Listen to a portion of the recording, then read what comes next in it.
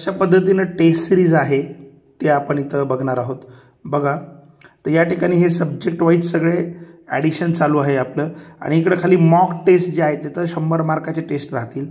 ठीक आहे, आता प्रत्येक सब्जेक्टचं एक फोल्डर असणार आहे ज्याच्यामध्ये आता उदाहरणार्थ बघा, तुम्ही जर इथं मायक्रोबायोलॉजीला तुम्ही क्लिक केलं तर मायक्रोबायोलॉजीच्या टेस्ट असतील हे अटेम्प्ट करू शकता. आता टेस्ट आपण काय केलेले आहेत, 2 प्रकारचे टेस्ट दिलेले आहेत. ठीक आहे, समजा आता हे ज्युरिस्प्रुडन्समध्ये तुम्ही गेले.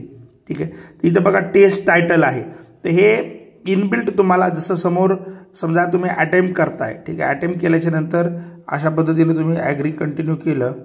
ठीक आहे, तर अशा पद्धतीने टेस्ट येईल. ही एक फॉर्मॅट दिलेला आहे आणि त्याच्या व्यतिरिक्त आपण दुसरा एक या ठिकाणी बघा टेस्ट टायटलच्या बाजूला टेस्ट PDF स्वरूपामध्ये पण काही टेस्ट दिले आहेत. समजा उदाहरण तुम्हाला अटेम्प्ट करायचे, क्लिक करा, इथं PDF तुम्हाला टेस्ट येतील. टेस्ट सोडवा, साईडला नोटबुक ठेवा, त्याच्यामध्ये आन्सर तुम्हाला जे वाटतं ते तिथं तुम्ही नोटबुकवर नोंद करू शकता आणि शेवटी सगळे MCQ झाल्या फायनल लास्टला तुम्हाला काय दिलेले प्रत्येकाचा आन्सर्स तिथं तुम्हाला त्या PDF शेवटी असेल.